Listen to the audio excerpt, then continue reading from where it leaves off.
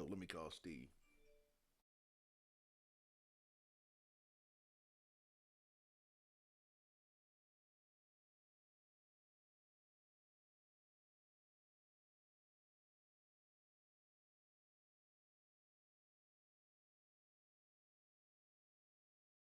Welcome in to our 30-minute edition. Little tech issues, the weather, and technology. And when you're dealing with computers, hey, all that sometimes just doesn't work out the way you want. So we apologize for the late start. But we got a special guest. We've been trying to get him on for a week because there's some really good things going on. Even though the ladies dropped the series this past weekend, they still came in ranked number 7 in the college softball women's NCAA poll. And here to join us from the Arkansas Dim Gas, Steve Andrews. What's up, my man? Hey Pat, how's it going, buddy? Going really good. Arkansas, as we mentioned, went 1-2 in their final home series in Fayetteville, winning that final game this past Monday, 8-4. Talk about that series and going forward. You got one more series. I mean, how do you feel this team's morale will be going heading into that final series?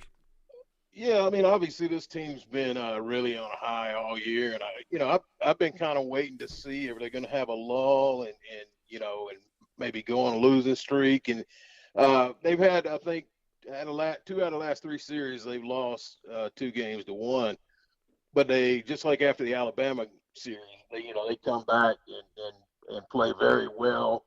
They end up sweeping number 20 Georgia on the road. Right. So they rebound back, just showed a lot of resilience.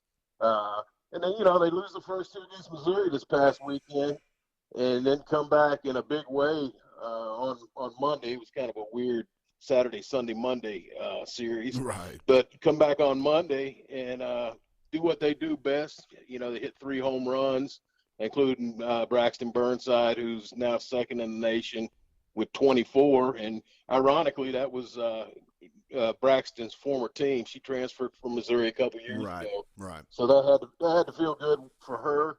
But I just think this team has continued to bounce back in all the adversity they faced this year.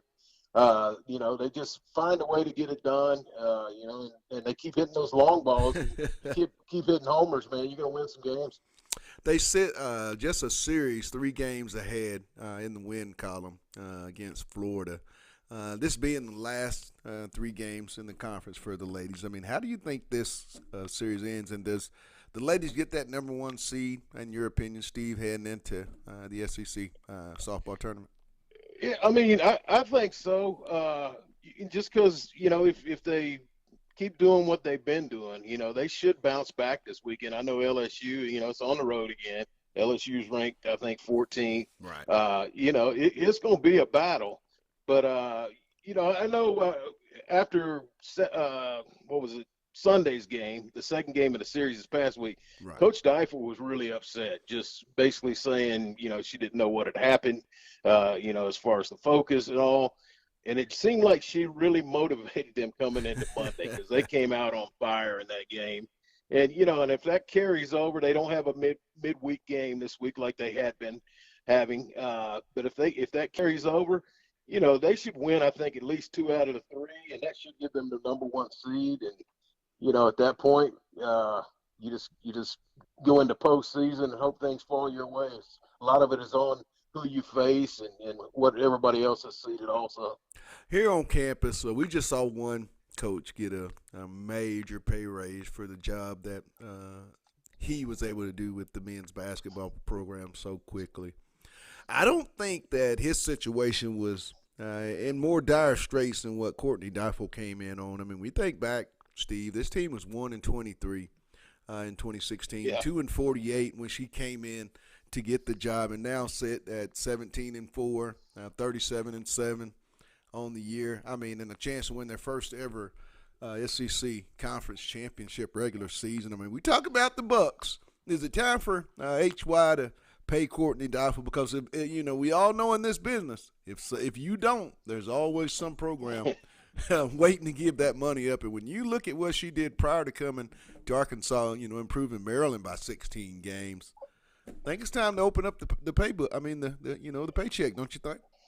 Yeah, I mean, definitely. I mean, like you said, we're on a roll like probably never been on before. I mean, before she got here, I can tell you, I mean, you could go to Bogle Park and you might see two more people in the stands. That's probably somebody's mom. You know, I mean, there was just Right. nobody coming. There was no participation from the fans, and she's come in, turned it around. I mean, and in a big way. Uh, you know, the crowd's packing out this year. I think they've had a number of sellouts. You know, so yeah, I think she's doing her part. I think you definitely got to pay up. You know, and she's from California. I don't know, Right. if she gets an opportunity to go back, west, if she would take that or not. I've kind of asked her about it a few times, and kind of tongue in cheek, and she says she loves it here, and she doesn't want to go, but it all comes down to money. So, like you said, somebody willing to pay you more, you may be willing to jump. I don't think any of us Right. can argue with that. For the future going forward, I know two young ladies that came out, I believe, in the Player of the Year softball top 25 watch list, Mary Half and Braxton Burnside. When you think about this program, you have two ladies able to make such a illustrious list for the future of future recruits. I mean, how big is this for Coach Deifel and that staff that they can now talk about? You know, if you come here, you can be up for those types of awards. Oh yeah, no doubt. And I mean, and they're not the only two. You know, I'm sure Danielle Gibson and Right. probably Autumn Storms has been battling an injury all year, but still her numbers are phenomenal. You know, she's Absolutely. 7-1, leads the team with a 1.36 ERA, and that's with basically a nagging injury to her back all year. Has kept battling through it, or I think she would be mentioned in that same regards. But yeah, you get two girls in the top 25. That's really putting a stamp on your program, and I think it's just going to continue to Right. increase. Right. You know, we've been pretty much in the top 10 for the last half of the season, and I think that you get those girls out there that see that, and Arkansas will be one of those destinations that they want to come to. Your biggest concern going forward in this final conference series and heading into the SEC softball tournament, in your opinion, if there is any concern that you have for the Lady Razorbacks, what might that be in the coming weeks? Well, I mean, other than some injuries here or there, it seems like those things can bite you. I know Hannah Gamble, the freshman they have, which she doesn't play like a freshman. She's really good and has done some amazing things. You know, she was hurt midway through the season for about a month, Right. and now she's back, and that was they kind of took some hits when she was out. But battled back. So I mean, you keep having injuries like that, they can cause a toll. I think for this team, really, they've lived on the long ball so much this year, which has been Right. great. But I really, I hope they've missed opportunities on some just getting key hits in situations in some of the games they've lost. You get some people on, and Right. all you need is a base hit, and they've kind of struggled there.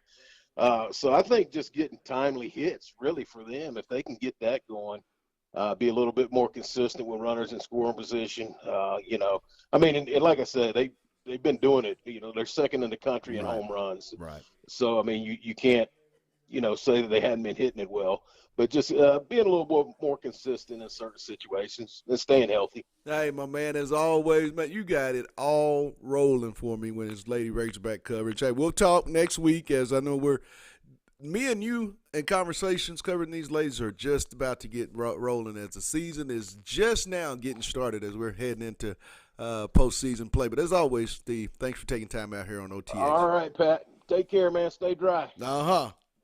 All right. That was Steve Andrews of the Arkansas Democrat Gazette covering the Lady Razorback softball program. Courtney Deifel in that bunch. Sitting at number 7 in the country. Tops in the SEC. 37-7 overall, Demetrius. I mean, you got to pay this lady. You got to pay her. I mean, ain't that's just what he said. I'm going to keep saying it. Pay her. You said if you want to get paid, win. And she's winning. I mean, this program has come from the mud. And I mean it in every important way. Yeah, I have to agree with you 100%. I think Hunter Yurachek's going to be a man of his word and, open the paycheck for these over for Courtney Dyfel. I just think, just the resume itself. I mean, you can't argue with it. She's arguably one of the winningest coaches, on campus right now. When you look at I would probably have to still say track is up there, baseball, probably basketball, and then women's softball. So I mean, when you look at there, she's probably the top four producing programs right now. When you look at and that's programs total. You know what I'm saying? That's not even just women's sports. We're talking about the top programs at the state of at the University of Arkansas right now. So again, I think it's time to pay her. And also too, I mean, for what she's been able to do, that's why I say pay her. Not for just this season alone, but for her whole entire body of work from the day that she walked in that door over at Bogle Park, and then she rolled up her sleeves and went to work. I mean, this program, and Steve said it best, went from 2 to 5 people at tops, and that's not being funny, that's being honest. To be able to go from 2 to 5 to what they have now, I mean, people are, out there in the berm, I mean, with their daughters. I mean, you have more and more little girls trying to play the game of softball, and her camps are starting to get bigger. So the impact she's had on Arkansas Razorback softball, not only in the program, but the entire state. You see the summer programs all starting to compete at a high level. So, I mean, it's fair for that. That's what I say. But we're going to take a real quick break, let you hear some Dave Van Horn as they make their way to Baton Rouge. They got a 3-game series that could be very, very important as far as playoffs come SEC tournament is concerned. We'll be back. This is the Wednesday edition of OTH on KDSJ 479.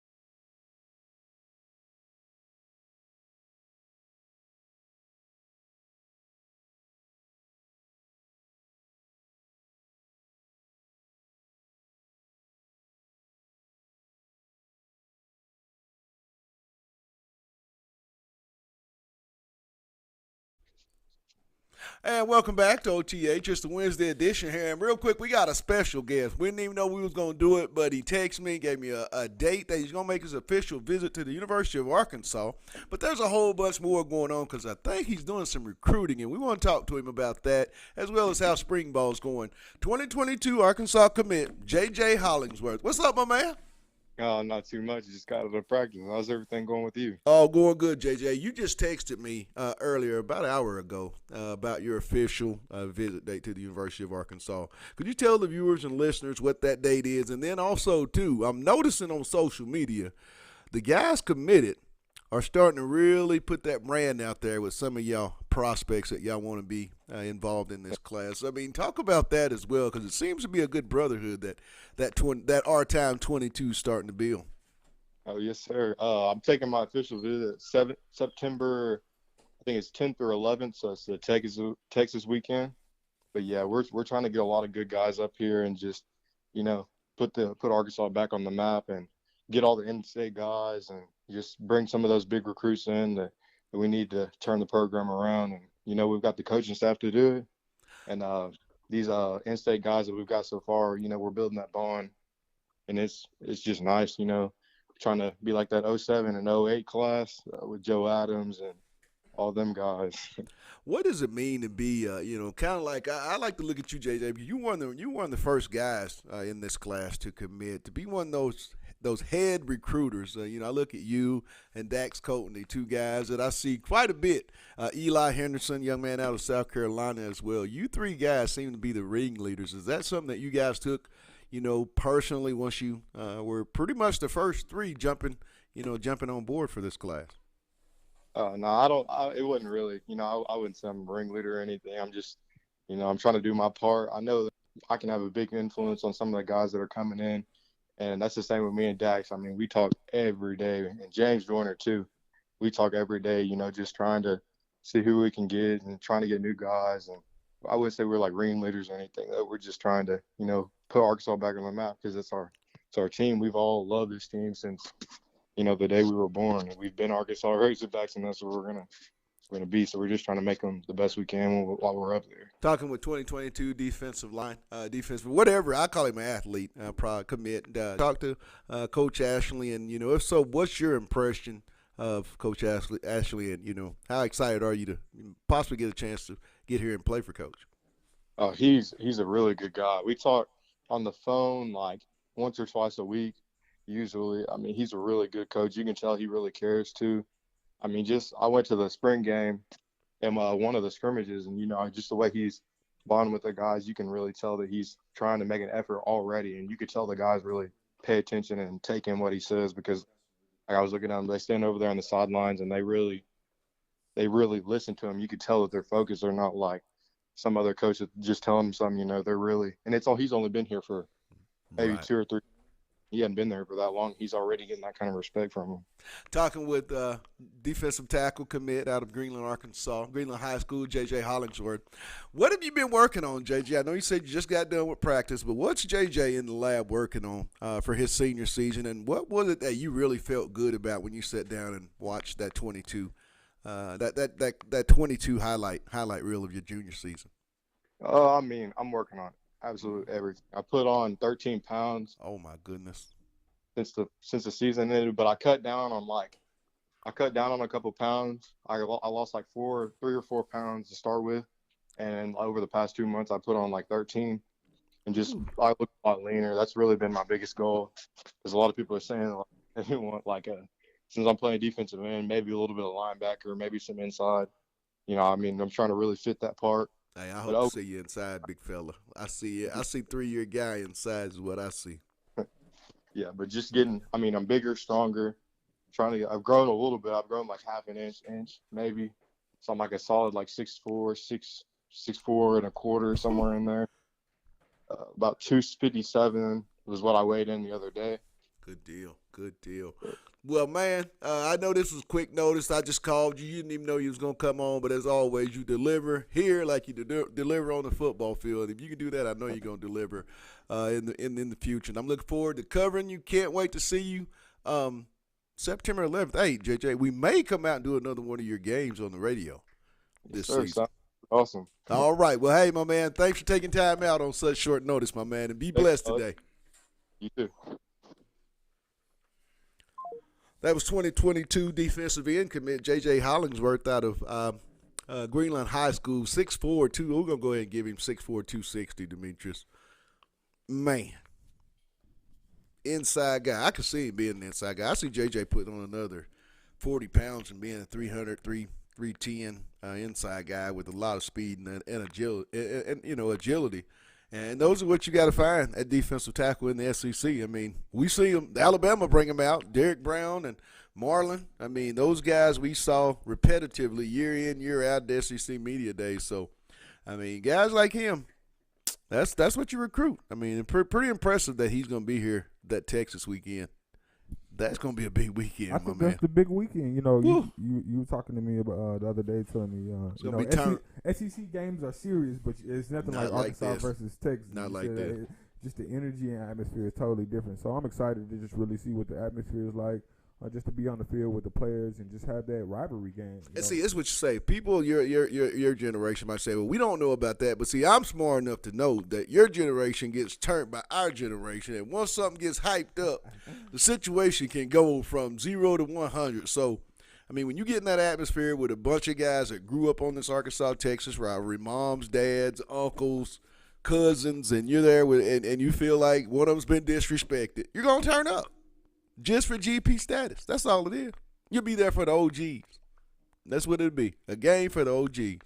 So you think the old booster, usually the boosters that only show up when you They might be in all red jackets. I'm telling you. Look for the red jackets that night. I'm telling you. Gonna be a lot. I'm telling you. They'll be in the red coat. The mob. I call them mob. The Yeah. Razorback mob. Yeah. They'll be there. The Hog Tribe. Yes, sir. The They'll be in them Hog red Mob. jackets. Mm-hmm. Some might be in them red and white It's funny jackets. because nobody knows what we're talking about, but it's funny. If you knew the Razorback mob, you would know. Yeah, you would know. Hey, but that's going to wrap it up. Thanks for joining us today. Apologies, just the weather and streaming, and we'll get that worked out. We'll be back tomorrow as we're working on that problem as soon as we get off the air today, so we can be back from 1 to 2 p.m. tomorrow with more Hall Calls. I want to thank J.J. Hollingsworth for joining us on such short notice. Also, to Steve Andrews of the Arkansas Dim Gas. Following, before we get out of here, we got to give a shout-out to the people that make this possible. They wouldn't like it if we didn't. Lindsay and Associates with an office location in Fayetteville, an office location also, too, in Rogers. Locomotion, it's located below the Northwest Arkansas Mall. Corey Beck's Custom Painting, a cut above